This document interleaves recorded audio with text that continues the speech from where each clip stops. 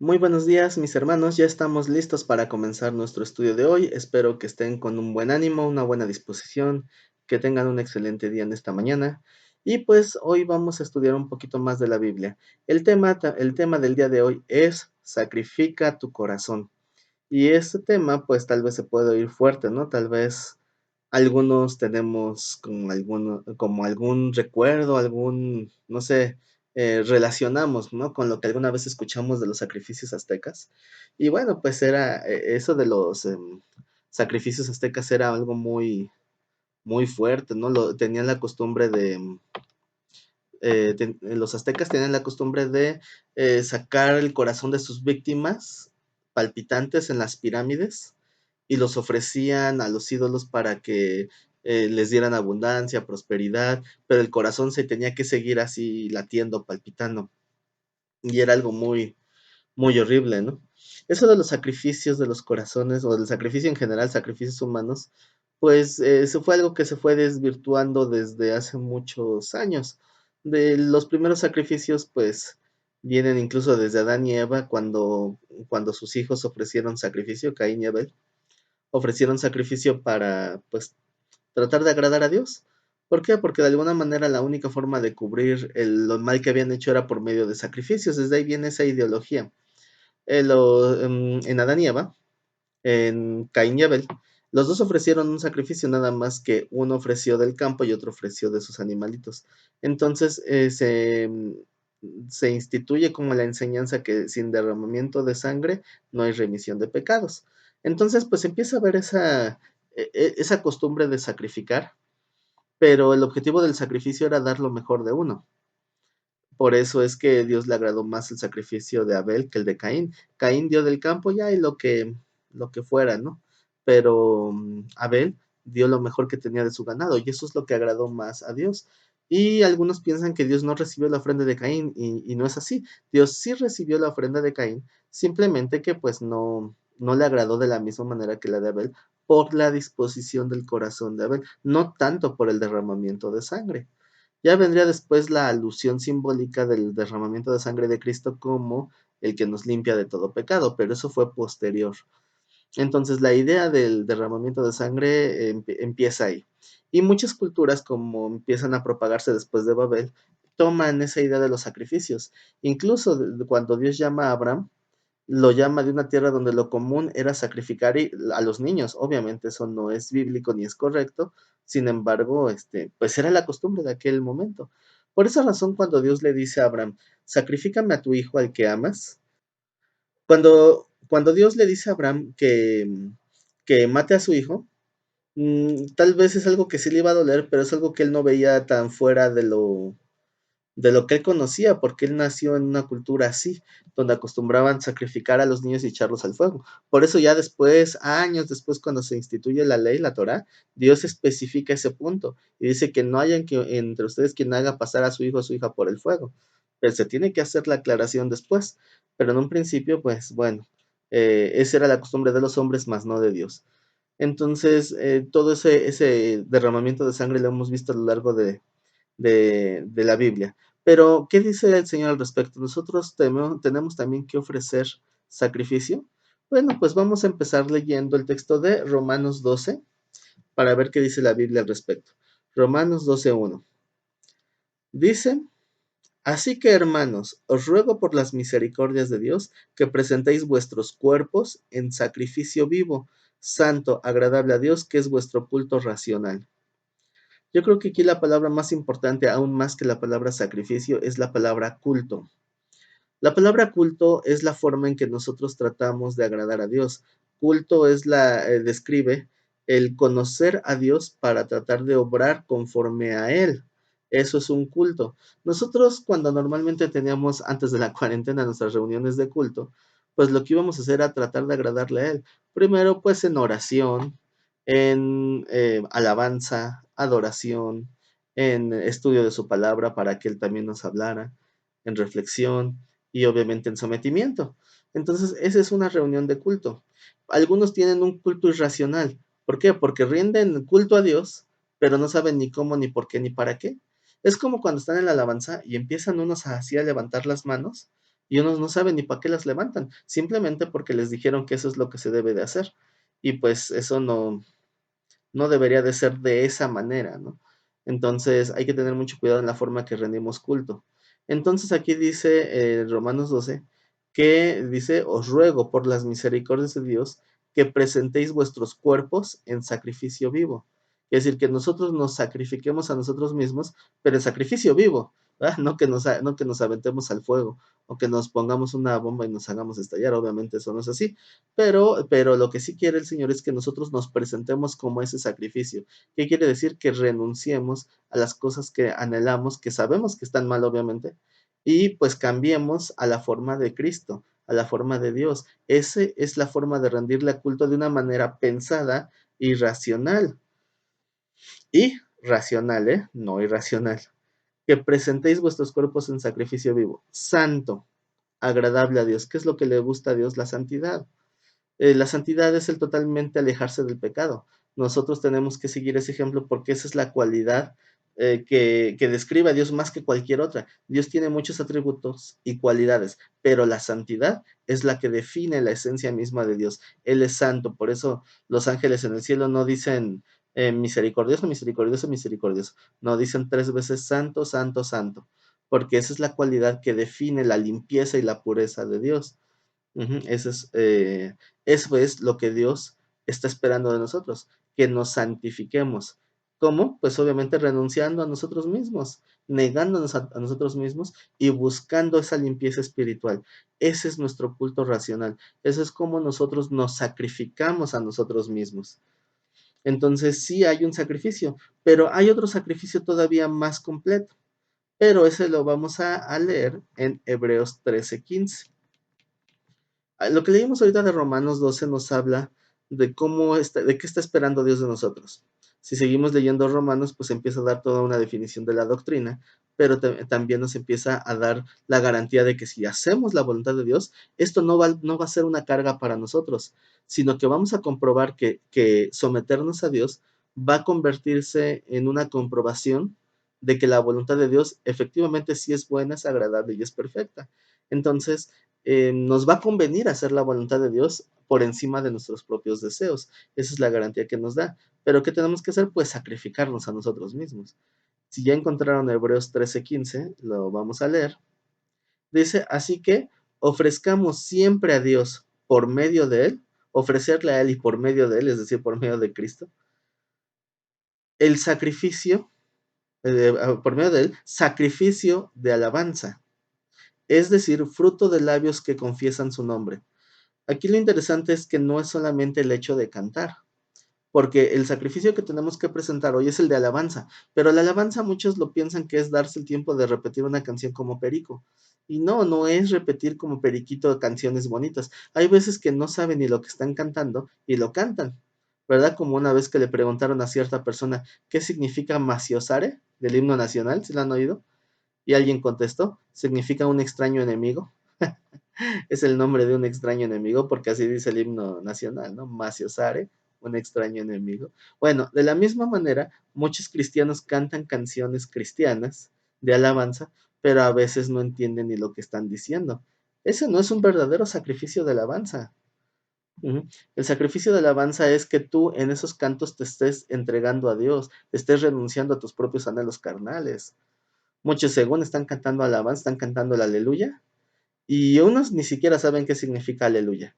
Otros, aunque lo sepan, su mente está en otro lado. Su mente está en que si dejaron los frijoles en la lumbre y que voy a hacer acabando el culto, híjole, ya se extendió mucho la alabanza. Entonces, ¿dónde está el verdadero sacrificio de alabanza? Pero como les decía, no es solamente eso. ¿Por qué? Porque hay palabras, por ejemplo, que necesitan un contexto o un estudio para entenderlas y razonarlas.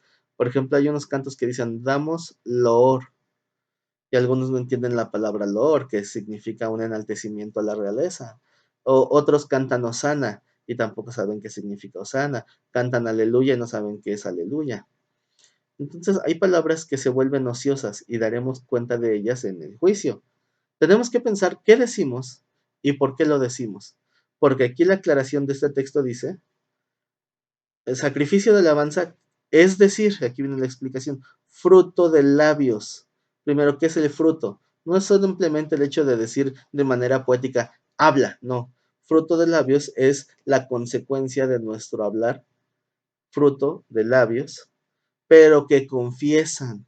Confesar es hablar verdad, no es hablar lo que otros digan. Si yo le estoy dando toda la gloria y toda la honra, no tiene que ser algo que simplemente yo hable, sino que tiene que ser el fruto de una vida que respalda esas palabras. Yo no puedo decir, te doy toda la gloria cuando mi vida le estoy dando deshonra a Dios. Si mi vida es deshonrosa para Dios, entonces, ¿cuál sacrificio? Eso no va a llegar a Dios, esa alabanza no va a llegar a Dios. Yo les recomiendo muchas veces, el día domingo antes de que empecemos estas reuniones o estas predicaciones, pues como yo no soy un ministro de alabanza y yo no sé tocar un instrumento, y pues no tiene caso que yo ponga aquí una música grabada. Yo por eso les pido, ustedes en su casa, antes de esta hora de estudiar la palabra, pues busquen una oportunidad para estar a solas en su cuarto, pongan una alabanza que les ministre y cántesela a Dios con todo su corazón, pero que verdaderamente esté expresando lo que hay en su corazón. Alguna vez escuché hablar a Erickson Alexander Molano en un concierto acerca de un canto que él tiene que se llama Creo en ti. Y ese canto yo no lo entendía en un principio hasta que escuché su explicación, porque ese canto lo compuso expresando verdaderamente un trato que Dios tuvo con él. Ese canto dice que aunque el sol no brille y no vuelva a ver más el sol, jamás dejaré de creer en tu amor. Y ese canto, él nos explicaba él que lo compuso en un momento en que estaba en dificultad, en prueba, y por un momento sintió que Dios no le respondía. Y entonces se dio cuenta que su fe estaba siendo confrontada. Entonces en ese momento comienza a componer esa canción. Pues una canción que expresa fidelidad a pesar de que el momento de prueba se vea más largo, más grande, a pesar de que a veces no vemos la respuesta de Dios en el tiempo en que quisiéramos verla. La vemos después, pero en el momento de la prueba sentimos a veces que la respuesta no llega. Y eso es lo que motiva a componer este canto. Entonces eso cambió mi perspectiva. Y cuando cantaba ese canto, lo cantaba con un mayor entendimiento. Y también me podía identificar en ese canto. Así que lo empecé a usar como un canto recurrente en las reuniones de la iglesia.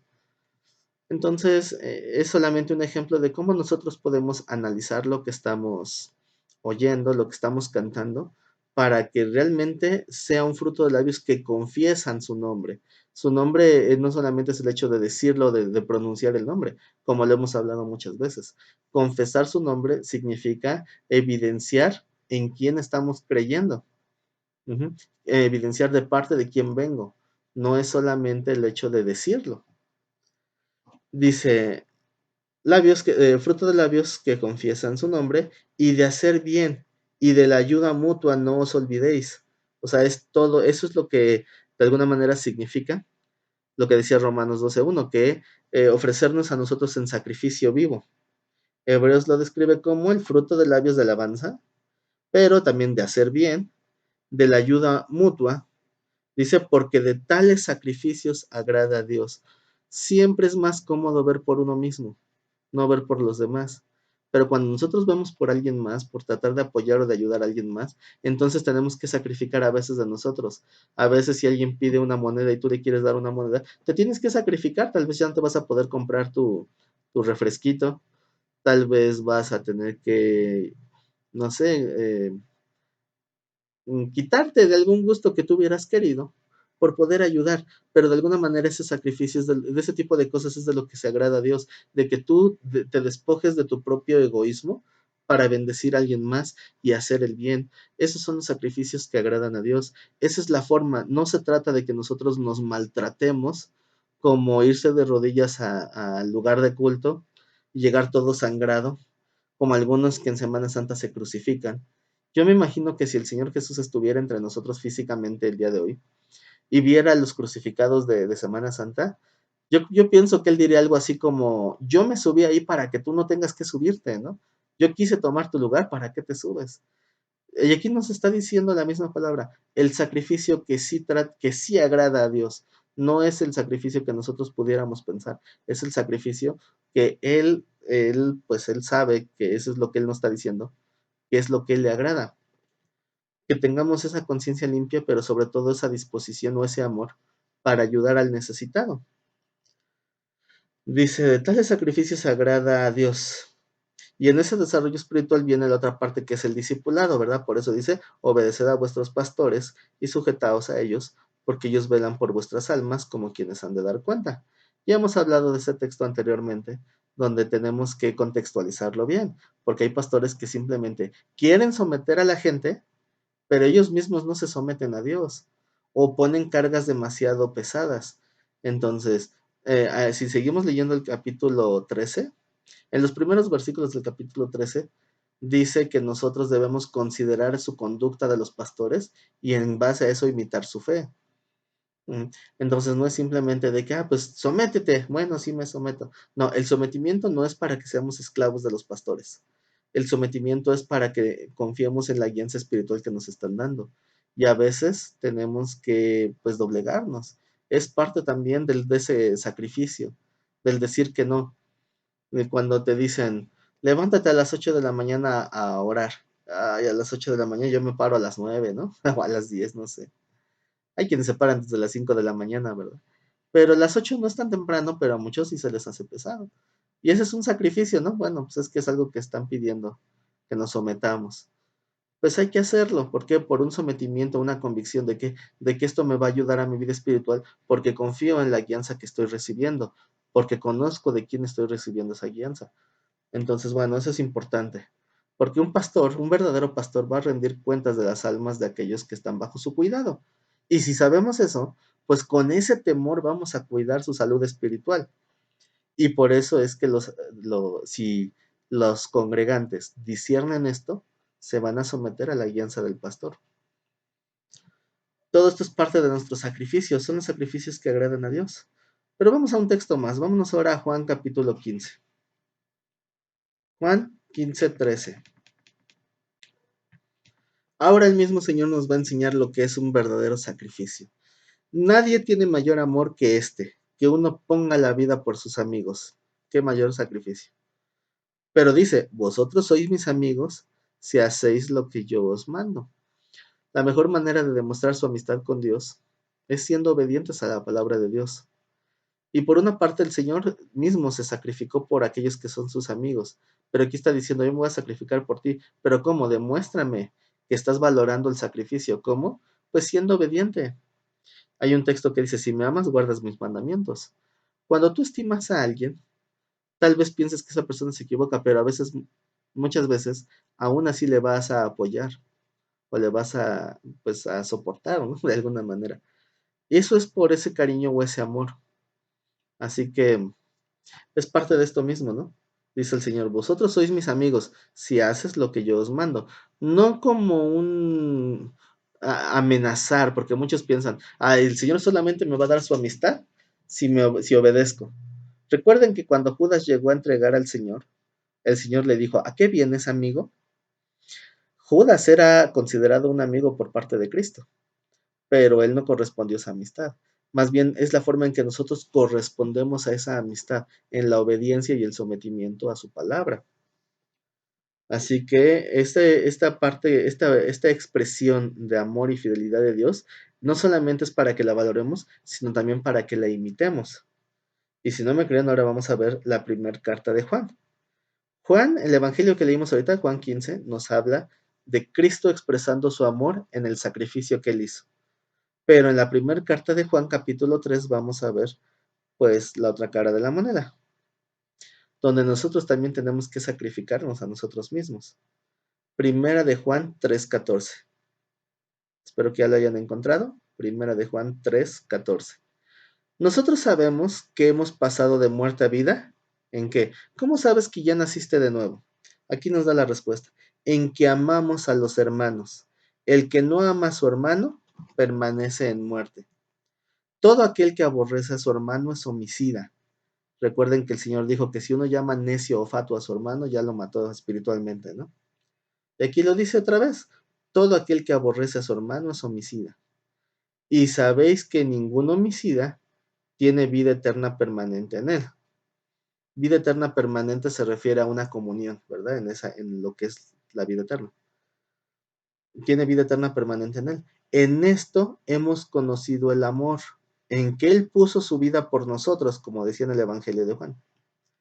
Dice, también nosotros debemos poner nuestras vidas por los hermanos. ¿Qué tan dispuesto estás en dar la vida por alguien más? Yo creo que muchos que tienen hijos, si yo les dijera, ¿darías la vida por tus hijos? Muchos dirían que sí. Muchos hasta sin pensarlo lo dirían, claro que sí, yo daría la vida por la de mis hijos. He visto hermanos que cuando sus hijos se enferman, hacen una oración muy característica. Ellos dicen, Señor, mejor que sea yo y no ellos, ¿no? Y, y dicen, quisiera yo tomar su dolor o su enfermedad, pero que ellos estuvieran sanos. Yo creo que la respuesta más común de los papás o de las mamás es el poder dar la vida por sus hijos. Muchos dan la vida por sus hijos, no en lo literal, pero sí en entrega, en trabajo, en dedicación, para que sus hijos tengan algo. Muchos dan su salud, su esfuerzo, para que puedan sus hijos tener una carrera universitaria. Eso también es dar la vida por los demás, pero por los hijos es lo más fácil.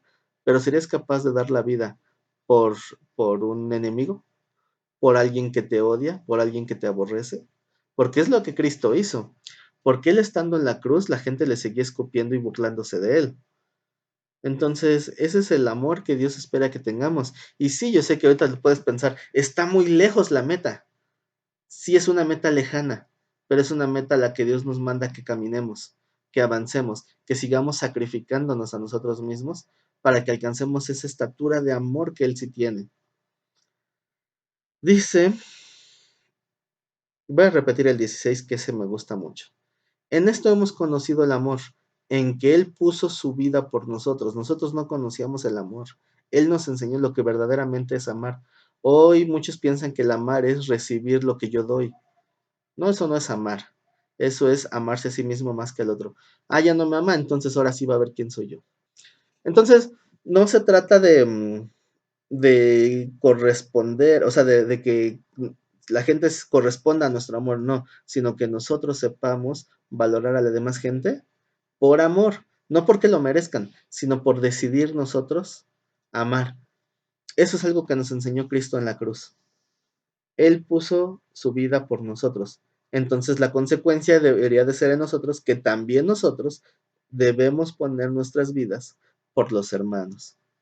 No todos están dispuestos a amar al prójimo, de amar a su hermano, pero pues eso es lo que Dios nos dice. Vamos a avanzar a el texto de Apocalipsis 2:1. Vamos a buscar, por favor, ahí estamos cerquita, Apocalipsis 2:1, que dice así: Escriba al ángel de la iglesia en Éfeso, el que tiene las 7 estrellas en su diestra, el que anda en medio de los 7 candeleros de oro, dice esto: Yo conozco tus obras y tu arduo trabajo y paciencia, y que no puedes soportar a los malos, y has probado a los que se dicen apóstoles y no lo son, y los has hallado mentirosos. Hacemos paréntesis, esta exhortación que Dios hace a la iglesia es a una iglesia que empieza alabando, ¿no? Le está reconociendo que es una iglesia que tiene un celo, un verdadero celo por Dios y por su palabra. Dice, no soportas a los malos.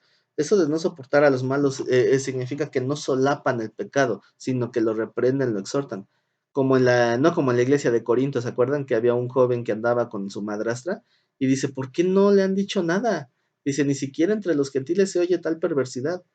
Pablo decía, yo como si estuviera presente ya lo he juzgado, porque ustedes no lo juzgan, ¿no? Y entonces, bueno, ya viene un juicio sobre ese joven, él se arrepiente y regresa, etcétera. Aquí es ese reconocer. Dice en el 2, dice, yo conozco tus obras. Obviamente se refiere a obras en la iglesia. Tu arduo trabajo y paciencia. Quiere decir que es una iglesia que le echaba ganas. Y paciencia, ¿por qué? Porque a veces trabajamos y trabajamos y como que no se ve fruto, pero son semillitas que se van quedando. Algunos tiran la toalla, ¿por qué? Porque no tienen esta paciencia. Trabajan y quieren ver que haya fruto. Y eso es natural, ¿no? Pero también el amor no radica en ver fruto, como vuelvo a repetir. Tenemos que hacer ese sacrificio. ¿Por qué? Porque eso es lo que agrada a Dios. Bueno, obviamente me refiero si tú quieres agradar a Dios. Si no quieres agradar a Dios, pues vas a seguir agradándote a ti mismo, pero tienes que ser honesto, no digas que eres cristiano si todavía tratas de agradarte a ti mismo.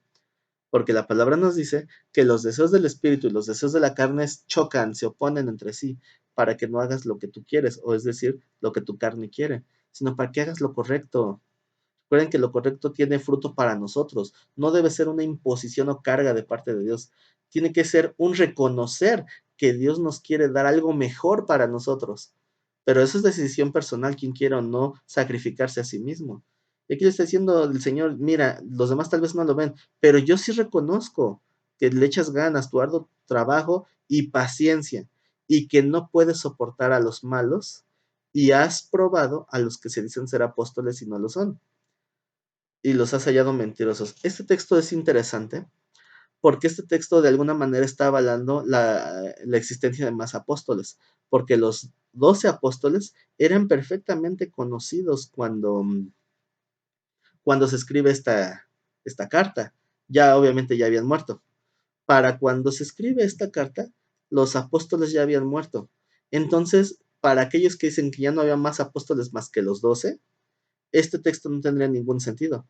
Porque qué caso tiene que diga, tú has probado a los que se dicen ser apóstoles. Recuerden que en Efesios, donde habla de los ministerios, apóstol, profeta, pastor, evangelista, maestro, dice que esos 5 ministerios fueron dados hasta que lleguemos a la unidad de la fe y la estatura de Cristo. Y como eso no ha pasado, significa que los 5 ministerios están vigentes.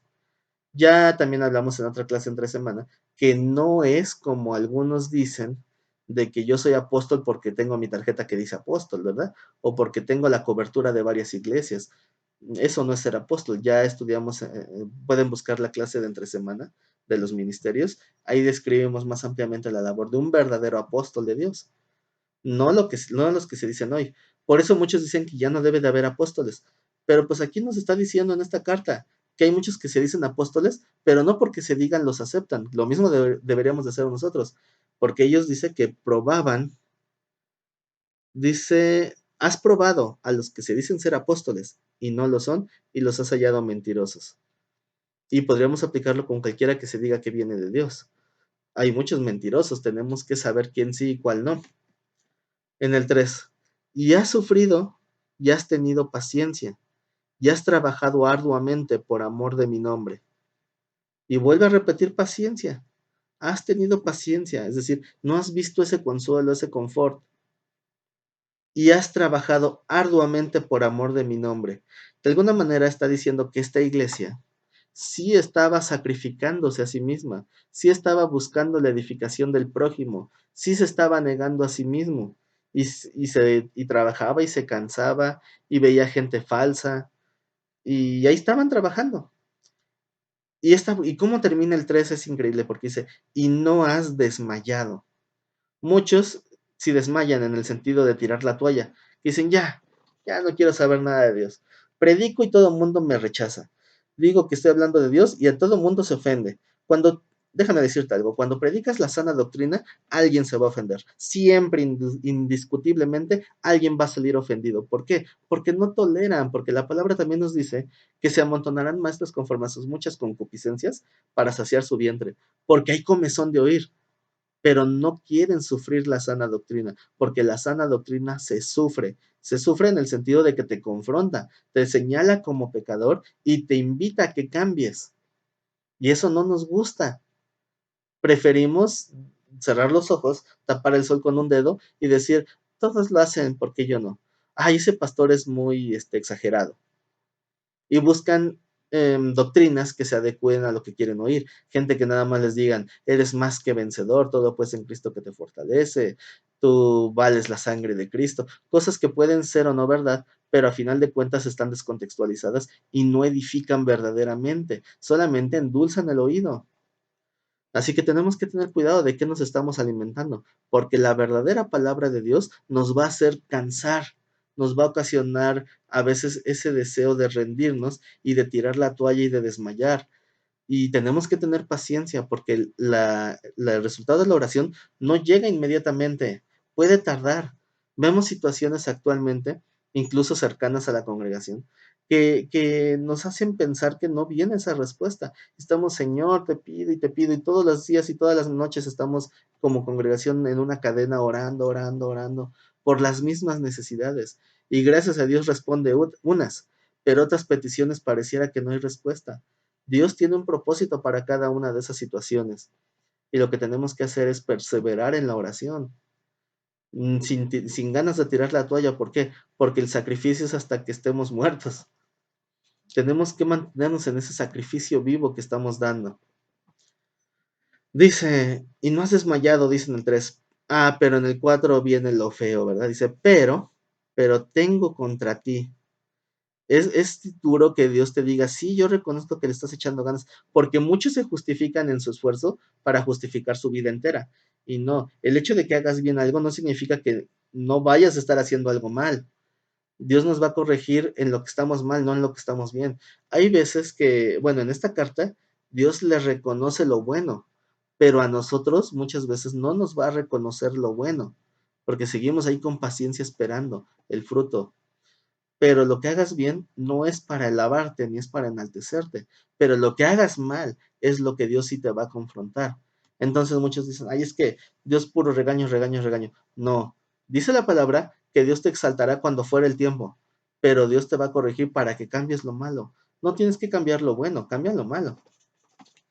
Y aquí el Señor le dice a la iglesia, pero tengo contra ti algo, que has dejado tu primer amor. El primer amor a veces se malentiende porque piensan que se refiere únicamente al amor que le expresábamos a Dios de recién convertidos. Cuando recién nos convertimos a Cristo, muchos expresan un amor tan fuerte a Dios o una entrega tan fuerte que, que a veces no, ¿cómo decirlo? Em, que ese entusiasmo se apaga con el tiempo.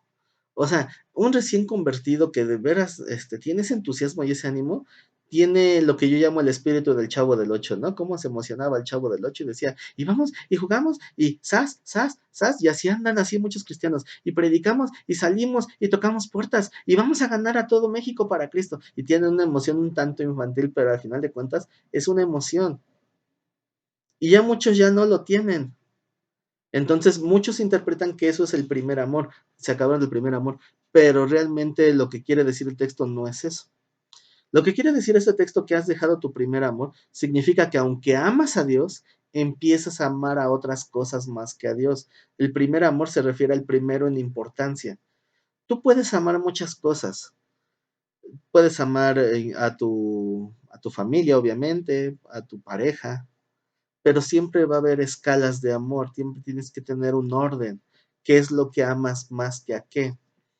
Incluso hasta podría ser, hasta cierto punto entendible que tú ames objetos materiales, como por ejemplo la foto de o sea, amar en el sentido de valorar, ¿eh? No se vayan a ir de más a otro extremo. Me refiero, por ejemplo, tú tienes la foto de algún familiar que ya no está contigo y atesoras esa foto porque te trae los bonitos recuerdos. Tal vez tienes algo, un objeto material que te regaló alguien que tú quieres, o te puso ahí una dedicatoria en una tarjetita, qué sé yo. Son cosas que tú valoras, que tú puedes atesorar. Y está bien, no es que esté mal. Lo malo es cuando pones las cosas materiales por encima de la gente. Dios nos dio los bienes para usarlos y a las personas para amarlas, pero muchos lo cambian al revés. Muchos usan las personas para poder amar los bienes materiales y es donde ya está el problema. Entonces, yo tengo muchas cosas materiales a las cuales les tengo estimación, que me gustan ciertas cosas materiales que tengo, pero yo sé que el día que venga el Señor, yo no voy a mirar atrás. Si el Señor dice, vámonos, que se quede todo, no me interesa nada en este mundo. Lo único que me interesa es que cuando el Señor venga, yo me vaya con Él y se acabó. Y yo no voy a hacer lo que la esposa de Lot.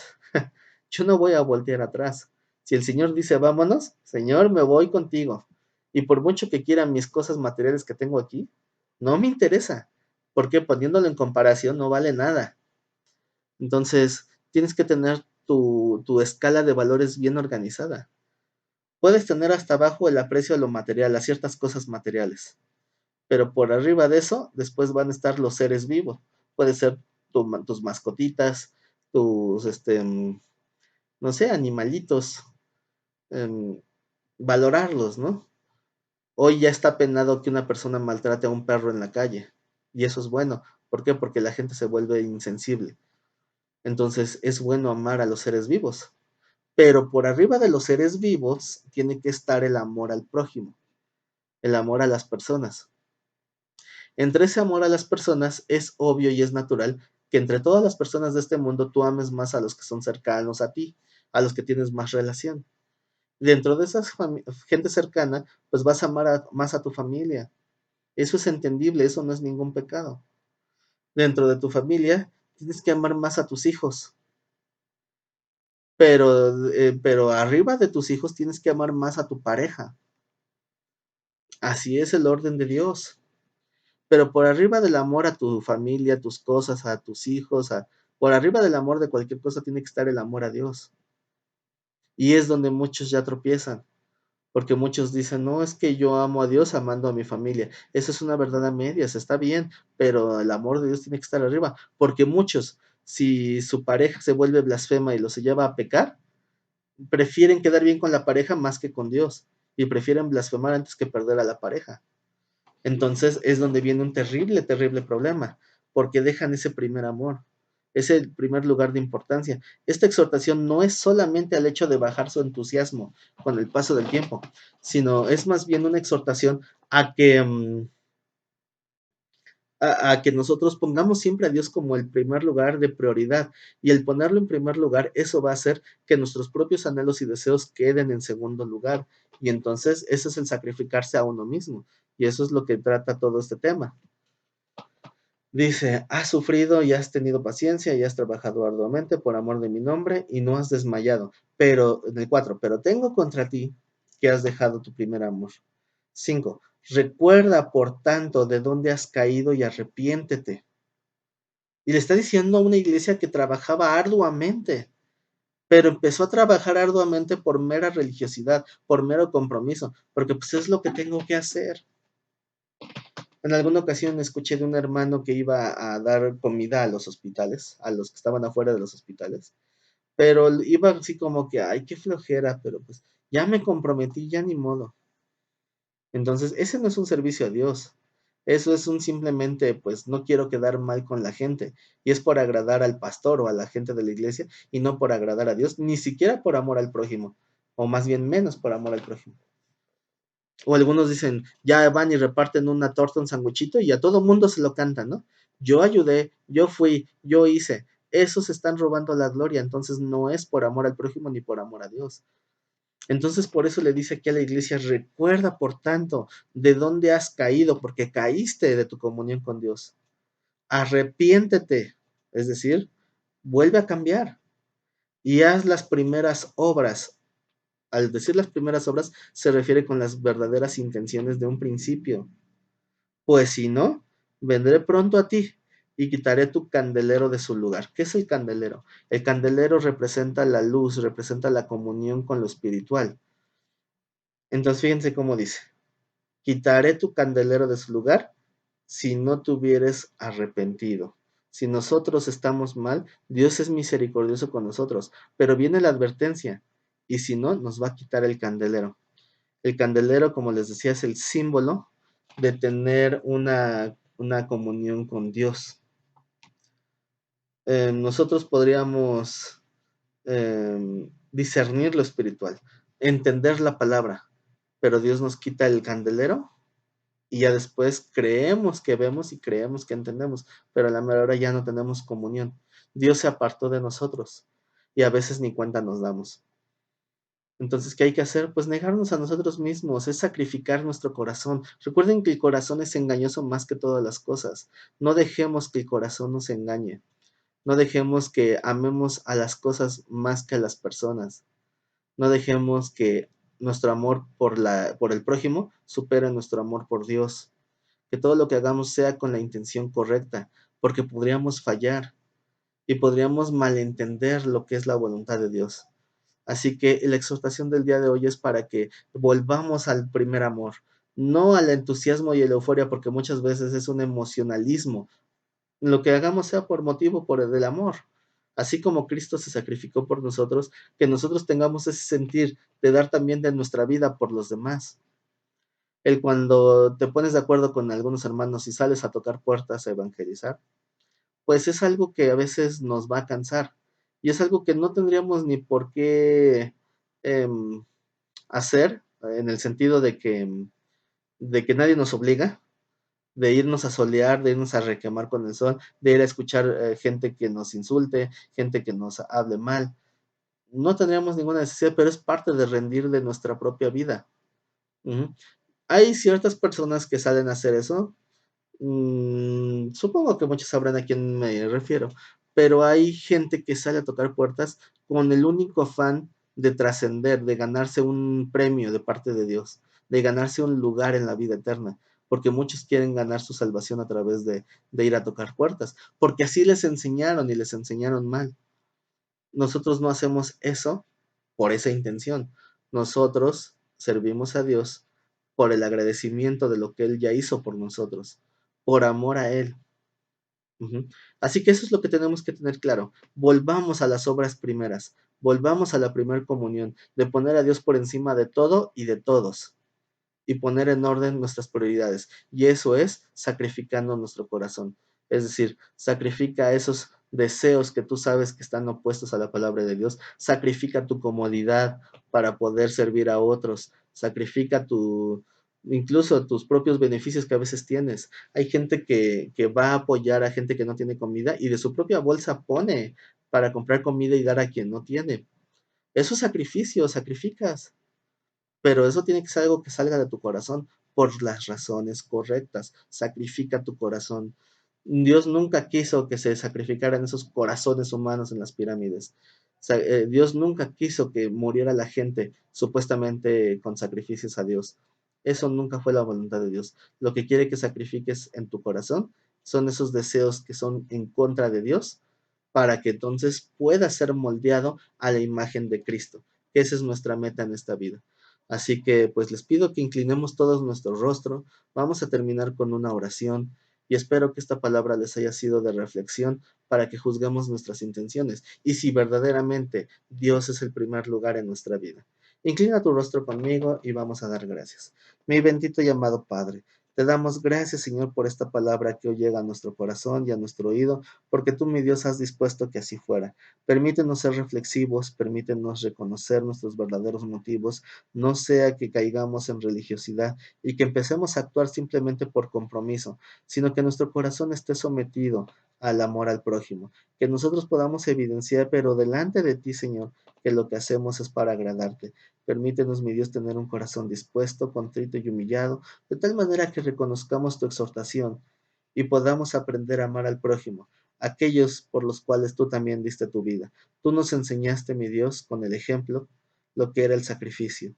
Permítenos ser sacrificiales, ser aceptos delante de tu presencia con nuestras obras y con nuestro corazón sincero. Permite, mi Dios, que la obra que emprendamos te glorifique a ti y danos la guianza si es que hemos perdido el rumbo, si es que tenemos que cambiar algo en nuestra vida. Danos tú, mi Dios, la madurez y la guianza para hacer tu voluntad. Te damos gracias, Señor, por esta palabra y te pedimos, mi Dios, que tú la siembres en nuestro corazón como se siembra una semilla en tierra fértil, que dé su fruto a su tiempo y que ese fruto permanezca. Te lo pedimos, mi Dios, con todo nuestro corazón, en el bendito nombre de mi Señor Jesucristo. Amén y amén. Y con esto, mis hermanos, pues damos terminado el servicio de hoy, la prédica de hoy. Espero que guarden esta palabra en su corazón y tal vez si encontramos que estamos mal en nuestras motivaciones, tengamos el valor de corregir y de cambiar para que seamos aceptos delante de Dios en una integridad de corazón. Dios les bendiga mucho, compartan este video, denle like y pues estaremos en próximos videos compartiendo un poquito más de la palabra del Señor. Bendiciones a todos y bye.